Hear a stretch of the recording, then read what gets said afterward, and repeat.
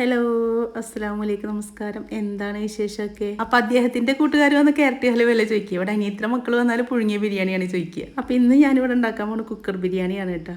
ഇതുപോലെ ഒരൊറ്റ വിസിൽ കേട്ടാൽ മതി നമുക്ക് കുക്കർ ബിരിയാണി ഉണ്ടാക്കിയെടുക്കാം. അധികം പണിയൊന്നുമില്ല, നമുക്ക് പെട്ടെന്ന് ഉണ്ടാക്കിയെടുക്കാൻ പറ്റുന്ന ഒരു ബിരിയാണിയാണ്. എന്നാൽ എല്ലാ ബിരിയാണിയും കാട്ടി ഒരു പ്രത്യേക ടേസ്റ്റും ഉണ്ട് കേട്ടോ ഈ ഒരു ബിരിയാണിക്ക്. ഇവിടെ എൻ്റെ വീട്ടിൽ പ്രത്യേകിച്ച് ഈ ഒരു ബിരിയാണിയോടാണ് കേട്ടോ എല്ലാവർക്കും കൂടുതൽ ഇഷ്ടം. നമ്മൾ പൊരിച്ച് ദമ്മിടുന്ന ബിരിയാണിക്ക് വേറൊരു ടേസ്റ്റാണ്, എന്നാലും ഇത് ഉണ്ടാക്കുമ്പോഴാണ് ഇവിടെ കൂടുതൽ മക്കളൊക്കെ കഴിക്കാറുള്ളത്. ഇവിടെ അനിയത്തിയുടെ മക്കളുടെ ഭാഷയിൽ പറയുകയാണെങ്കിൽ പുഴുങ്ങിയ ബിരിയാണി. അപ്പോൾ അവർക്ക് ഇവിടെ വന്നാൽ പുഴുങ്ങിയ ബിരിയാണി മതി എന്നാ പറയും. അപ്പോൾ ഇത് നമുക്ക് ഉണ്ടാക്കാൻ എളുപ്പമാണ്, കഴിക്കാനും നല്ല ടേസ്റ്റ് ആണല്ലോ. പിന്നെ കൂടുതൽ ഓയിൽ അങ്ങനെ ഒന്നും വേണ്ട, കുറച്ച് ഓയിലൊക്കെ അല്ലേ ഉണ്ടാക്കിയെടുക്കണത്. ഞാൻ പറഞ്ഞ പോലെ ഉണ്ടാക്കണം, ഇതുപോലെ കുക്കറിൻ്റെ അടിയിലൊന്നും പിടിക്കാതെ നമുക്ക് ഉണ്ടാക്കിയെടുക്കാം കേട്ടോ. അപ്പം അതിന് വേണ്ടിയിട്ട് ഞാനിവിടെ സാധനങ്ങൾ എടുത്ത് വെച്ചിട്ടുണ്ട്. 3/4 കിലോ റൈസാണ് എടുക്കുന്നത്. അപ്പം അതിനൊരു കിലോ ചിക്കൻ എടുത്തിട്ടുണ്ട്, ചെറിയ പീസാക്കിയിട്ടാണ് കേട്ടോ എടുത്തേക്കുന്നത്. അപ്പോൾ അരി ഒരു 3 നാഴി അരി, അപ്പോൾ 3/4 കിലോനാണ് അരി അളന്നെടുത്തിട്ടുണ്ട്. അരി അളന്നെടുക്കണം, നമ്മൾ ഈ വെള്ളത്തിൽ വെച്ചിട്ട് വേവിച്ചെടുക്കണതാണല്ലോ. അപ്പോൾ ഈ ഒരു പാത്രം കൊണ്ടാണ് അളന്നെടുത്തേക്കുന്നത്. 3 പാത്രം അരിക്ക് 5.5 പാത്രം വെള്ളമാണ് കേട്ടോ എടുക്കുന്നത്. അപ്പോൾ ആ വെള്ളത്തിൻ്റെ അളവും കൂടി ശ്രദ്ധിക്കണം. 3 പാത്രം അരി എടുക്കണമെന്നുണ്ടെങ്കിൽ അതേ പാത്രം കൊണ്ട് 5.5 പാത്രം വെള്ളം എടുക്കണം. അപ്പോൾ വെള്ളത്തിൻ്റെ കാര്യം ഒന്ന് ശ്രദ്ധിച്ചാൽ മതി. നമ്മളിവിടെ 3 കപ്പ് അരി എടുത്തേക്കുന്നത്, അതിന് 5.5 കപ്പ് വെള്ളം എടുത്തിട്ടുണ്ട്. 1/2 കപ്പ് വെള്ളം നമുക്ക് ചിക്കനിൽ നിന്ന് ഇറങ്ങി വരുന്നതുകൊണ്ടാണ്. അപ്പോൾ വെള്ളം അളന്ന് വെച്ചിട്ടുണ്ട്. പിന്നെ ഇതിലേക്കൊന്ന് ചതച്ചെടുക്കാനുള്ളത് എടുക്കുക. ഇതാണ് കേട്ടോ ഈ ബിരിയാണിക്ക് ഏറ്റവും കൂടുതൽ ടേസ്റ്റ് തരുന്നത്. നമ്മൾ ഇതിൽ ഗരം മസാലപ്പൊടി ഒന്നും ഇട്ട് കൊടുക്കരുത്. ഇതുപോലെ പച്ചമുളക് ഇട്ട് കൊടുക്കുക. നമുക്ക് എത്ര വേണം എരിവ് അതിനനുസരിച്ചിട്ട് പച്ചമുളക്, ഇഞ്ചി, വെളുത്തുള്ളി അപ്പോൾ അത് എടുത്ത് കൊടുക്കുക. അതിൽ നമ്മൾ കുരുമുളക് ഒന്നും ഇട്ട് കൊടുക്കണില്ല. അപ്പോൾ എരിവിന് പച്ചമുളക് മാത്രമേ ഉള്ളൂ. അപ്പോൾ എത്ര പച്ചമുളക് വേണം എരിവിനനുസരിച്ചിട്ട് പച്ചമുളക് എടുക്കുക. ഇനി പെരിഞ്ചീരകം, നമ്മൾ വലിയ ജീരകം എടുത്തിട്ടുണ്ട്, പട്ട എടുത്തിട്ടുണ്ട്, ഇനി ഏലക്ക, ഗ്രാമ്പു. അപ്പോൾ ഇതെല്ലാം കൂടിയിട്ട് നമ്മൾ ഇതിൻ്റെ ഒപ്പിട്ടിട്ട് നമ്മൾ ചതച്ചെടുക്കുകയാണ് ചെയ്യുന്നത് കേട്ടോ. ഗരം മസാലപ്പൊടി ആയിട്ട് ഇട്ട് കൊടുക്കല്ല. ഇങ്ങനെ ഉണ്ടാക്കിയെടുക്കുമ്പോൾ പ്രത്യേക ടേസ്റ്റാണ്. ഇനിയിപ്പോൾ ഇതിൻ്റെ ആവശ്യമില്ല, എന്നാലും ഞാൻ 2-3 ഏലക്കയും ഗ്രാമ്പും പട്ടയും പിന്നെ കുറച്ച് പെരിഞ്ചീരകമൊക്കെ എടുത്തിട്ടുണ്ട് റൈസിലേക്ക് ഇടാൻ വേണ്ടിയിട്ട്. അപ്പോൾ ഇതെല്ലാം കൂടി ചതച്ചെടുത്തിട്ടുണ്ട് കേട്ടോ. നമ്മൾ അത് മാറ്റി വെച്ചിട്ടുണ്ട് റൈസിലിടാൻ വേണ്ടിയിട്ടാണ്. ഇനി കുക്കർ ചൂടായി വരുമ്പോൾ കുറച്ച് ഡാൽഡയാണ് ഇട്ട് കൊടുത്തേക്കുന്നത്. നിങ്ങൾക്ക് ഡാൽഡ ഇഷ്ടമില്ലെങ്കിൽ നെയ്യും ഓയിലും കൂടി ഒഴിച്ചു കൊടുത്താൽ മതി. ഞാനിപ്പോൾ ഡാൽഡയും ഓയിലും കൂടി ആയിട്ടാണ് ബിരിയാണി ഉണ്ടാക്കിയെടുക്കുന്നത്. ഇനി ഇതിലേക്ക് 2 സബോളയാണ് അരിഞ്ഞിട്ടേക്കുന്നത്. നമ്മൾ ഒരു ഇടത്തരം സബോളയാണ് ഇട്ട് എടുത്തേക്കുന്നത്, വലുതൊന്നല്ല, 2 മതി. നമ്മൾ 3/4 കിലോ റൈസിലേക്ക് 2 സബോളൊക്കെ ഇഷ്ടം പോലെയാണ്. അപ്പോൾ അത് ഇട്ടിട്ട് നമുക്കൊന്ന് വഴറ്റിയെടുക്കണം. അപ്പോൾ വേഗം വഴറ്റി വരാൻ വേണ്ടിയിട്ട് നമുക്ക് വേണമെങ്കിൽ കുറച്ച് ഉപ്പൊക്കെ ഇട്ട് കൊടുത്തിട്ട് വേഗം വാട്ടിയെടുക്കാം കേട്ടോ. സബോള നന്നായി വാടി വന്നോട്ടെ. അപ്പോൾ നമ്മൾ ആ നെയ്യിലും ആ ഡാൽഡയിലൊക്കെ കൂടിയിട്ട് വാട്ടിയെടുക്കുന്ന സമയത്ത് തന്നെ നല്ലൊരു മണം വരും കേട്ടോ. അപ്പോൾ നമ്മളിതിൽ ഓയിലൊന്നും ചേർക്കണില്ല. ഇനി അതിലേക്ക് കുറച്ച് മുന്തിരി ഇട്ട് കൊടുക്കുക. മുന്തിരി വേറെ വറുക്കാനൊന്നും നിൽക്കണ്ട, ഇതിലേക്ക് കുറച്ച് അങ്ങോട്ട് ഇട്ട് കൊടുത്താൽ മതി. നമ്മുടെ റൈസൊക്കെ വെന്ത് വരുമ്പോൾ ഇത് അങ്ങോട്ട് വീർത്തിട്ട് വരും. അപ്പോൾ ആ മുന്തിരി ഇട്ട് കൊടുത്തു. അതിൻ്റെ ശേഷം തക്കാളി മുറിച്ചിട്ട് കൊടുക്കുന്നുണ്ട്. എൻ്റെ തക്കാളി ഇങ്ങനെ കൂടുതൽ പഴുക്കാത്ത കാരണം പെട്ടെന്ന് ഉടഞ്ഞ് വന്നിട്ടുണ്ടായിരുന്നില്ല. തക്കാളി നന്നായി ഉടഞ്ഞ് വരണം. അപ്പോൾ തക്കാളി വേവണ വരെ തന്നെ നമുക്കൊന്ന് വേവിച്ചെടുക്കണം. അപ്പോൾ തക്കാളിയൊക്കെ ഒന്ന് ആയി വന്നിട്ടുണ്ട്. ഇനി ഇതിലേക്ക് നമ്മൾ ചതച്ച് വെച്ച ആ പച്ചമുളക്, ഇഞ്ചി, വെളുത്തുള്ളി പിന്നെ ഗരം മസാലകളുണ്ടല്ലോ എല്ലാം കൂടിയിട്ട് ഇതിലേക്ക് ഇട്ട് കൊടുക്കുക. ഞാൻ വീണ്ടും പറയുന്നത്, നമ്മളിതിൽ മുളക് പൊടി, മല്ലിപ്പൊടി അങ്ങനെ ഒന്നും ഇട്ട് കൊടുക്കണില്ല. എരിവിന് ആവശ്യത്തിനുള്ള പച്ചമുളക് തന്നെ എടുക്കണം. അപ്പോൾ പച്ചമുളകിൻ്റെ ആ ഒരു പച്ചമണമൊക്കെ മാറണ വരെ നന്നായിട്ടൊന്ന് ഇളക്കി കൊടുക്കുക. ഇനി ഇതിലേക്ക് ആവശ്യത്തിനുള്ള കുറച്ച് മഞ്ഞൾപ്പൊടി ഇട്ട് കൊടുക്കുക. റൈസിനൊരു കളർ വേണമല്ലോ, അപ്പോൾ അതിന് വേണ്ടിയിട്ടുള്ള മഞ്ഞൾപ്പൊടി ഇട്ട് കൊടുക്കുക. ഇനി ആ മാറ്റി വെച്ച ഗ്രാമ്പു, പട്ട, ഏലക്ക, പെരിഞ്ചീരകം ഉണ്ടല്ലോ അതും കൂടി ഇട്ട് കൊടുത്തിട്ടുണ്ട്. ഇനി കുറച്ച് മല്ലിയിലയും കൂടി ഇട്ട് കൊടുക്കുക. ഫ്ലെയിം കുറച്ച് വെച്ചിട്ട് വേണം കേട്ടോ ഒന്ന് ഇളക്കിയെടുക്കാൻ വേണ്ടിയിട്ട്. ഇനി ആ നെയ്യൊക്കെ ഒന്ന് തെളിഞ്ഞ് വന്നിട്ടുണ്ടല്ലോ, അതുവരെ നന്നായിട്ട് ഇളക്കിയെടുക്കണം. ഇനി ഇതിലേക്ക് നമുക്ക് കഴുകി വൃത്തിയാക്കി വെച്ച ചിക്കൻ ഉണ്ടല്ലോ, വെള്ളമൊക്കെ വാർത്ത് വെച്ച ചിക്കൻ, അത് ഇട്ട് കൊടുക്കുക കേട്ടോ. അപ്പോൾ ഞാൻ ചെറിയ പീസായിട്ടാണ് എടുക്കുന്നത്. ഒരൊറ്റ പീസലിൽ നമുക്ക് വെന്ത് വരണമല്ലോ. അപ്പോൾ അത് കാരണം നമ്മുടെ കറി പീസായിട്ടാണ് എടുക്കുന്നത്. ഇനിയിപ്പോൾ വലിയ പീസൊക്കെ ആണെങ്കിൽ നിങ്ങൾ ഒരൊറ്റ വിസിൽ അടിച്ചതിൻ്റെ ശേഷം റൈസ് ഇട്ടിട്ട് വേവിച്ചെടുത്താലും മതി. ഇതാവുമ്പോൾ പിന്നെ നമുക്ക് കുഴപ്പമില്ല, ഒരൊറ്റ വിസിലിൽ തന്നെ റൈസും ചിക്കനും എല്ലാം കൂടി വെന്ത് വരും. ഇനി ഇത് നന്നായിട്ടൊന്ന് കൂട്ടി യോജിപ്പിക്കുക. ആ മസാലകളെല്ലാം ചിക്കൻ പീസിലേക്ക് പിടിക്കണ വരെ നന്നായിട്ടൊന്ന് ഇളക്കി കൊടുക്കുക. ഇനി ഉപ്പൊക്കെ ആവശ്യമുണ്ടെങ്കിൽ ഉപ്പിട്ട് കൊടുക്കുക കേട്ടോ. അപ്പോൾ ഞാൻ കുറച്ചും കൂടി ഉപ്പിട്ട് കൊടുക്കുന്നുണ്ട്. റൈസിലേക്കുള്ള ഉപ്പടക്കം ഇതിൽ കൂടെ ഇട്ട് കൊടുക്കുന്നുണ്ട്. ഇനി നന്നായിട്ടൊന്നും കൂടി ഇളക്കി കൊടുക്കുക. ഈ ഒരൊറ്റ മസാല ഉണ്ടാക്കണ കുറച്ച് പണിയുള്ളൂ കേട്ടോ. പിന്നെ അതുപോലെ കുറേ മസാലകളൊന്നും വേണ്ട, കുറേ സാധനങ്ങൾ വേണ്ട. ഇനി നമ്മൾ അളന്ന് വെച്ചാൽ വെള്ളം ഉണ്ടല്ലോ, അപ്പോൾ അതും കൂടി അതിലേക്ക് ഒഴിച്ചു കൊടുക്കുക.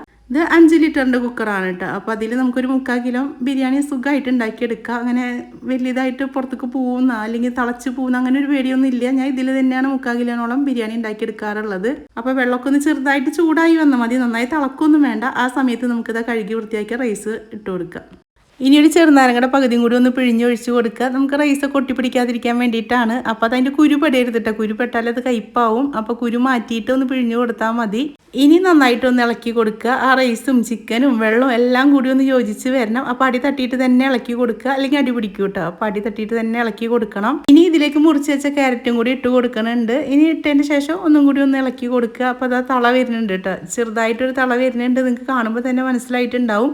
വലുതായി തിളക്കാനും നിൽക്കണ്ട, ആ വെള്ളം ഒന്ന് ചൂടായാൽ മതി. അപ്പോഴത്തേനും നമുക്കിതാ കുക്കർ ഇതുപോലെ അടച്ചു കൊടുക്കുക. കുക്കർ അടച്ചിട്ട് ഇനി മാറി പോകുന്നു വേണ്ട കേട്ടോ, അവിടെ തന്നെ നിൽക്കണം. ഒരൊറ്റ വിസിലടിച്ചാൽ മതി. അപ്പം തന്നെ നമ്മൾ ഗ്യാസ് ഓഫ് ആക്കണം. രണ്ടാമത് വിസിലാവരുത്, ആ ഒരൊറ്റ വിസിൽ വരില്ലേ, ആ ഒരു സമയത്ത് തന്നെ സ്റ്റൗ ഓഫാക്കി വെക്കണം കേട്ടോ. എന്നിട്ട് പിന്നെ കുറച്ച് കഴിഞ്ഞതിൻ്റെ ശേഷം തുറക്കണം. അപ്പോൾ ആ പ്രഷറിൽ കിടന്നിട്ട് ബാക്കിയുള്ള വേവും കൂടി ആയിട്ടുണ്ടാവും. കണ്ടില്ലേ, നമുക്ക് വെള്ളമൊന്നും ബാക്കിയില്ല. നമ്മൾ എടുത്ത വെള്ളമൊക്കെ കറക്റ്റാണ്. ഒരു വറ്റ് ഒട്ടി പിടിച്ചിട്ടൊന്നുമില്ല. കണ്ടില്ലേ, നിങ്ങൾക്ക് കാണുമ്പോൾ തന്നെ അറിയുന്നുണ്ടാവൂലേ. ഇനി നമുക്കൊരു പാത്രത്തിലേക്ക് മാറ്റി കൊടുക്കുക. അപ്പോൾ തന്നെ മാറ്റി കൊടുക്കണം കേട്ടോ, അല്ലെങ്കിൽ അതിലിരുന്നിട്ട് ഒന്നും കൂടി വെന്ത് വരും. അപ്പം നമുക്ക് അധികം കുഴഞ്ഞ ചോറല്ല വേണ്ടത്, നമുക്ക് സാധാരണ ഒരു കുക്കർ ബിരിയാണി അതാണ് വേണ്ടത്. അപ്പോൾ അത് കാരണം വേഗം ഒരു പാത്രത്തിലേക്ക് മാറ്റി കൊടുക്കണം. പിന്നെ കുക്കറിൽ ഇട്ടിട്ട് അധികം നേരിട്ട് ഇളക്കി കൊടുക്കുകയൊന്നും ചെയ്യരുത് കേട്ടോ, റൈസ് ഇങ്ങനെ ഉടഞ്ഞു പോവും. അപ്പോൾ അതാ ഞാനൊരു പാത്രത്തിലേക്ക് പതുക്കനെ ഇങ്ങനെ ഒരേ കയ്യിൽ വെച്ചിട്ട് ഇങ്ങനെ കോരി ഇട്ട് കൊടുക്കുകയാണ്. ഇനി നമുക്കൊരു പാത്രത്തിലേക്ക് ഇതിങ്ങോട്ട് തട്ടി കൊടുക്കാം. ഇങ്ങനെ ബിരിയാണി ഉണ്ടാക്കാൻ അറിയാത്തവർക്ക് പോലും ഇതുപോലെ ഉണ്ടാക്കിയെടുക്കുക കേട്ടോ. മക്കൾക്ക് നല്ല ഇഷ്ടമാവുന്ന ഒരു ബിരിയാണിയാണ്. ഇനി ഇതാ കുക്കറിൻ്റെ അടിയൊക്കെ നോക്കിക്കുക, അടി പിടിക്കുക അങ്ങനെ ഒന്നും ചെയ്തിട്ടില്ല. നമുക്ക് വെള്ളമൊക്കെ കറക്റ്റ് ആയിരുന്നു. അപ്പോൾ നിങ്ങൾ ഉണ്ടാക്കുകയാണെങ്കിൽ ഇതുപോലൊക്കെ വെള്ളം എടുത്തിട്ട് ഉണ്ടാക്കുകയാണെങ്കിൽ നിങ്ങൾക്ക് ഇതുപോലെ നല്ല അടിപൊളി ബിരിയാണി ഉണ്ടാക്കിയെടുക്കുക. അപ്പോൾ അങ്ങനെ ഇതാ നമ്മുടെ ബിരിയാണി പണി കഴിഞ്ഞിട്ടുണ്ട്. ഇനി ഒരു പാത്രത്തിലേക്ക് ഇങ്ങനെ ഇതൊന്ന് പരത്തി വെച്ച് കൊടുക്കുക. ഇനി അതിൻ്റെ ശേഷം നമുക്ക് കുറച്ച് നെയ്യും കൂടി വേണമെങ്കിൽ ഒന്ന് മേലെ ഒഴിച്ച് കൊടുക്കുക കേട്ടോ. അപ്പോൾ ഞാൻ കുറച്ച് നെയ്യും കൂടി ഒഴിച്ച് കൊടുക്കുന്നുണ്ട്. ഇനി ഇതിനും ഇതൊക്കെ ഒരു പിടി മല്ലിയിലയും കൂടി ഇട്ട് കൊടുക്കുക. അപ്പോൾ മല്ലിയില ആ നെയ്യൊക്കെ കൂടി ആകുമ്പോൾ ആ റൈസിലേക്ക് ഒന്നും കൂടി ഒരു മണം വരും. അപ്പോൾ ഇനി നമുക്കൊന്ന് അടച്ച് വെക്കാം. ഇനി അവിടെ ഇരിക്കട്ടെ കേട്ടോ, നമ്മൾ കഴിക്കുന്ന സമയത്ത് എടുത്താൽ മതി.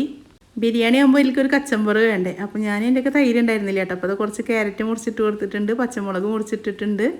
ഇനി ചെറുതാക്കി മുറിച്ച കുറച്ച് സബോളയും കൂടി ഇട്ട് കൊടുത്തിട്ടുണ്ട്. ഇനി ഇതാ ഇതിലേക്ക് ആവശ്യത്തിനുള്ള ഉപ്പും കൂടി ഇട്ട് കൊടുക്കുക.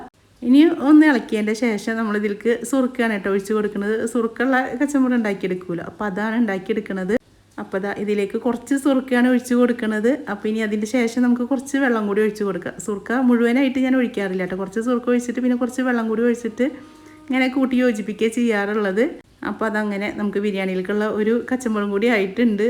ശരിക്കും സബോള നമ്മൾ കൈ വെച്ചിട്ട് തിരുമ്പി അതൊന്ന് നന്നായി സോഫ്റ്റ് ആക്കേണ്ടതാണ് കേട്ടോ. ഞാനിപ്പോൾ അതൊന്നും ചെയ്തില്ല, അതെല്ലാം കൂടിയിട്ടൊന്ന് ഇളക്കി വെക്കുകയാണ് ചെയ്തത്. അപ്പോൾ നമ്മുടെ കച്ചമ്പറ് അതാ മാറ്റി വെച്ചിട്ടുണ്ട്. ഇനി റൈസ് നമുക്ക് നോക്കാം. അപ്പോൾ ഞാനൊരു അരമണിക്കൂറൊക്കെ കഴിഞ്ഞതിൻ്റെ ശേഷമാണ് കേട്ടോ ചോറ് തുറന്ന് നോക്കുന്നത്. അപ്പോൾ അതെല്ലാം സെറ്റായി വന്നിട്ടുണ്ട്. ഇനി നമുക്കൊരു പാത്രത്തിലേക്ക് ഇത് വിളമ്പിയെടുക്കുക. കണ്ടില്ല, അധികം കട്ട പിടിച്ചിട്ടൊന്നും ഇല്ല. നമ്മൾ കുക്കറിൽ വെച്ച കാരണം അങ്ങനെ ചില ചോറുകളൊക്കെ ഉണ്ടാവില്ലേ വലിയ കട്ടകളൊക്കെ ആയിട്ടുള്ളത്, ഇത് അങ്ങനെ ഒന്നും ഇല്ല കേട്ടോ. നമുക്ക് കാണുമ്പോൾ തന്നെ അറിയുന്നുണ്ടാവൂലേ, ചിക്കനൊക്കെ നന്നായി വെന്ത് വന്നിട്ടുണ്ട്, റൈസും വെന്തിട്ടുണ്ട്. അപ്പോൾ ഒരൊറ്റ വിസലിൽ തന്നെ നമുക്ക് ചിക്കനും വേവും കേട്ടോ. പിന്നെ ആ ഒരു പ്രഷറിൽ ഇരിക്കണമുണ്ടല്ലോ, പ്രഷറൊക്കെ പോയതിൻ്റെ ശേഷമാണല്ലോ നമ്മൾ കുക്കർ തുറന്നെടുക്കുന്നത്. അപ്പോൾ ഇനി ചിക്കൻ പീസ് വെന്തതും കൂടി നിങ്ങൾക്ക് കാണിച്ചു തരണ്ടേ, അല്ലെങ്കിൽ നിങ്ങൾക്ക് വിശ്വാസമാവില്ലല്ലോ വെന്തോ വെന്തില്ലേ എന്നുള്ളത്. അപ്പോൾ അതാ നമുക്ക് അതിൽ നിന്നൊരു പീസ് എടുത്തിട്ട് ഇതാ കൈ വെച്ചിട്ട് കണ്ടില്ലേ, ഇതാ നന്നായി വെന്ത് വന്നിട്ടുണ്ട് കേട്ടോ, ഉള്ളൊക്കെ നന്നായി വെന്തിട്ടുണ്ട്. അപ്പോൾ ധൈര്യമായിട്ട് നിങ്ങൾക്ക് ഇതുപോലെ ഉണ്ടാക്കിയെടുക്കാം. ഇതെന്തായാലും ഒരു പ്രാവശ്യമെങ്കിലും നിങ്ങൾ ഉണ്ടാക്കി കഴിച്ച് നോക്കണം കേട്ടോ. പിന്നെ നിങ്ങൾ കുക്കർ ബിരിയാണി ഉണ്ടാക്കുള്ളൂ എന്ന് എനിക്ക് ഉറപ്പാണ്, അത്രയും ടേസ്റ്റാണ് ഇതിന്. പിന്നെ എന്നെപ്പോലെ മടിച്ചിരിക്കണവരൊക്കെ ആണെങ്കിൽ ഇത് ഉണ്ടാക്കുക സുഖമാണല്ലോ, നമുക്ക് അധികം പണികളൊന്നും ഇല്ല, നമുക്ക് പെട്ടെന്ന് ഉണ്ടാക്കിയെടുക്കാം. പിന്നെ വേറെ കറി വെക്കേണ്ട ആവശ്യമില്ല. അപ്പോൾ ഇടയ്ക്കിടയ്ക്ക് നിങ്ങൾ എന്തായാലും ഇത് ഉണ്ടാക്കും, ഒരു പ്രാവശ്യം ഉണ്ടാക്കി നോക്കിയാൽ. ഇതിൽക്ക് അച്ചാറ് പപ്പടം അങ്ങനെ ഒന്നും വേണ്ട കേട്ടോ. എനിക്ക് ബിരിയാണിയിലേക്ക് പപ്പടവും അച്ചാറൊക്കെ നിർബന്ധമുള്ള ആളാണ്. പക്ഷെ ഇതിൽക്ക് അതിൻ്റെ ഒന്നും ഒരു ആവശ്യമില്ല. ഈ ഒരൊറ്റ കച്ചമ്പറും ഈ ഒരു റൈസും മതി കേട്ടോ. ഇപ്പോൾ ചിക്കൻ ഇല്ലെങ്കിലും കുഴപ്പമില്ല, ഈ റൈസ് മാത്രം കഴിക്കുക. അപ്പോൾ ഇൻഷാ അല്ലാഹ് ഇനി നല്ലൊരു വീഡിയോ ആയിട്ട് നമുക്ക് അടുത്ത ദിവസം കാണാം.